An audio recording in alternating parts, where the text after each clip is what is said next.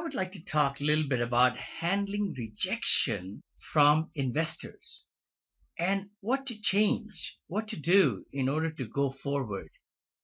You see, you've got to remember that not all investors will be interested in your deal. Each one is different. Everybody, husband, wife, family, they have their own different varying degrees of risk tolerance and experience from the previous investments they have made. Have they lost money? Have they made money? It's an overall attitude within the family and with this particular investor. But what kind of risk will they take? They are not really rejecting you. When they are rejecting and they're saying, hey, I'm not interested in your deal, they're not rejecting you. So don't take it personally. Don't take it personally at all. They are just not in a position to invest just yet. But they are also not sold yet on the benefits and the returns, or don't have the confidence in your projections that you are showing them for the next 3 to 5 years, 3 to 7 years. Investors are skeptical by nature. You got to keep that in mind because it's their hard-earned money that they're investing with you in this syndication deal, and that money will be tied up from 3 to 7 years. That's a lot of time to tie up the money of $50,000, $100,000, $200,000, $300,000. And is that money going to give them the kind of returns that you're talking about? So you need to answer more of their concerns and explain the numbers and benefits. Why the emerging market that you chose this deal is the right place. You got to give a lot of ammunition or backup data and statistics that this is the right place to invest. And that is where you will then overcome the rejection from the investors. Try to identify the reasons for rejection. See, the one rejection means nothing, but a collection of rejection, they are really significant. It means that you have not really covered these things in your presentation, in your knowledge, in your showing them, or they have not understood. You tried to show them, but they have not understood yet. Don't put them at defense. Never, never, ever put them at defense or argue with them, because you won't win them at all by arguing. You may not be getting good feedback. Investors have no legal obligation to tell you the truth. They may give you certain reasons, but you want to try to find out what the real reason is why they are not able to invest with you in your deal. Other thing is, are they sold on your team, your capabilities? Is your team as good as you say it is? And do they see it? Do they see your presence? If they Google you, what do they come out with? Do you have a website? See, they're actually giving you their hard-earned money for retirement, and you got to make sure that you are able to show them why you are the right person. They might be approached by a lot of other investors and investment deals. They are all over the place, but they want to see why they should choose to invest in you. That's where the rejection will be overcome. Why your deal is different than others. Why it just speaks, sparkles, and shines so that you can just feel good about it, and they'll tell other people about it. In my company, it's amazing. I was just able to raise $1.9 million in 10 days. And the way I did that was to put the package without any flaws, without any problems, all the things put together in the right fashion, all the exhibits, all the documents with the PPM, with our syndication attorney, all that.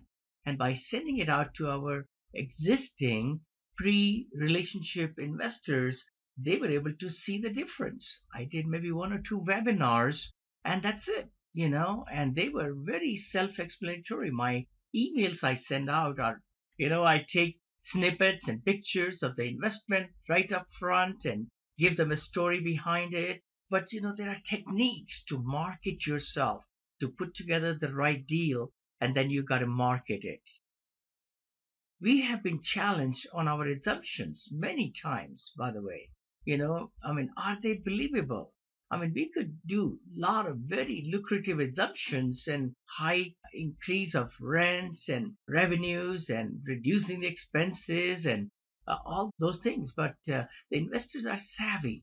They want to really look through it and say, hey, is it really blowing smoke or is it really for sure? So believable, are the investors not believing the huge growth rate and the returns that you are promising or showing in the investment package? See, you never want to guarantee anything. These are all projections with the market timing and everything in your experience that you're showing in this PPM package and the product. Are you taking too much of the fees and other expenses? I always hear that.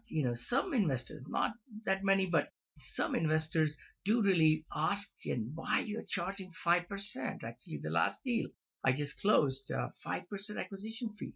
And that will be a pretty nifty money, like almost $300,000. Hey, that's not bad. That's a pretty good payday. But the thing is, then they need to see that even after taking the acquisition fee, the returns are so spectacular in your deal. In this deal, I'm taking 40% as manager of the cash flow and equity and giving 60%, but still investors are going to come out flying with about 22 to 24% per year. And after taking care of closing costs and all the other expenses and the escrows, I hope you are able to look through and listen to all my other modules. That will really prepare you for putting an airtight syndication package. See, the investor community is quite shrewd and savvy, and give them the credit to ask great questions. Listen to them and shut up, and read in between the lines. Slow down to speed up. I always say that with my team. You got to slow down. And then you will speed up. Because if you're really running and gunning and speeding up and talking fast and investors are not understanding, guess what? They will have a lot of questions at the end. So don't hurry. Don't really put them in a position that they are confused, because confused investors never invest. Write it down. Confused investors never invest. It will be hard to take away the confusion once you got them confused at the first time. If they feel you are too desperate, they will wonder why. What is the thing about it? Why you are so desperate to push them to invest money? Because they will take remorse actually and thinking about all the reasons why you are pushing them to make that decision.